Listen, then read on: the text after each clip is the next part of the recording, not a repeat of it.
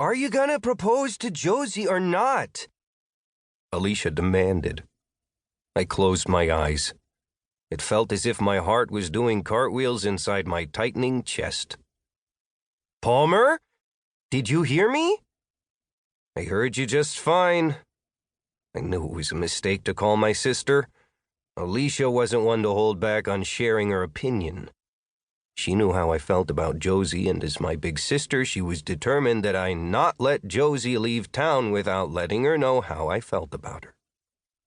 Then answer the question. Are you gonna tell Josie you're in love with her? My sister and I had been raised in Alaska, in a tiny town above the Arctic Circle. We were homeschooled, so I didn't have a lot of exposure and experiences most kids get for social interaction. I wouldn't give it up for anything, though, except for my lack of certain skills. Alicia made it sound easy to lay one's heart out on the chopping block with a big chance of it getting axed. The problem is, I've never been anything even close to what one would consider romantic. I leave that to those city boys.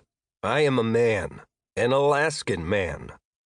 Fancy, romantic words are as unfamiliar to me as a pumpkin spice latte. I'll admit, when it comes to sweeping a woman off her feet, I'm about as dense as a guy can get, and I'll certainly never be the kind of man who recites poetry. Living up here in the Alaskan wilderness doesn't help. Ponder is miles from what most people would consider civilization.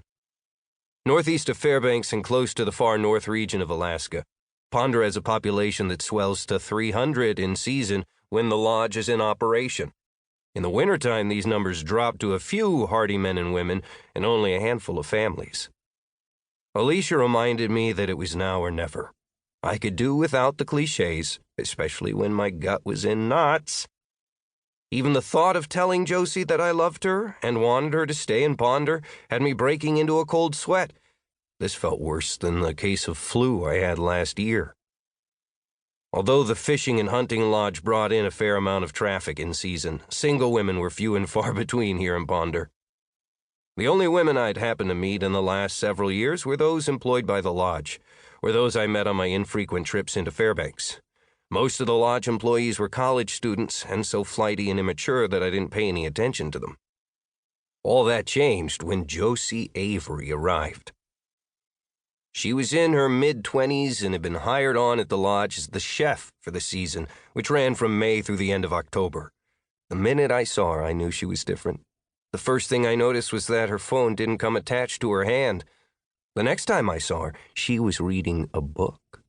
She stopped me cold when she happened to glance up and smile at me. Her eyes brightened, and I swear I could have drowned in her warmth. The sunlight had broken through the trees and landed on her like a pot of gold at the end of a rainbow. Her hair was long and dark and flowed over her shoulders. She wore jeans and boots. I hardly know how to explain what happened in that very moment. I know it sounds nuts, but I felt something physical, like someone had hit me. The impact was so hard and strong that I stumbled back a step. From that time on, she was it for me. It didn't take me long to learn that she was intelligent and sensible and had a great sense of humor. I was comfortable with her in ways I had never been with any other woman. I found I could talk to her with an ease that I'd never felt before, even with my sister.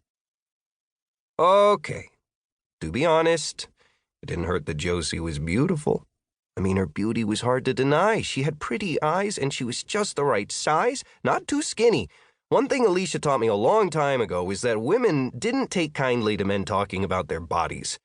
To top it all off, Josie was good at what she did, and the food at the lodge had never been better. Jack Corcoran, the old geezer who supplied the game to the lodge, had started to eat dinner there nearly every night. We'd become friends over the years, and I would join him, something I hadn't done much of in the past, until Josie's arrival. The Brewsters, who owned and operated the Caribou Lake Lodge, noticed me stopping by for dinner and guessed the reason for my more frequent visits. They purposefully set Josie's schedule to give us more time together in the evenings, allowing me to introduce her to the beauty of Ponder and the Alaskan wilderness. I'd taken her hiking and searching for the Alaskan blueberry. We'd stumbled upon the low bush cranberry as well, and were able to pick enough for a wonderful sauce she'd used with moose meat. Just recently, we'd lain under the stars and watched the northern lights flash dance green highlights across the sky. Josie had gasped at their beauty. I barely noticed the wonder of it all, unable to take my eyes off her. We'd had such good times together, Josie and me. When Ponder held its annual fishing derby during the 4th of July celebration, Josie, who had never fished before, caught the winning fish. Beginner's luck, she claimed. I was thrilled for her.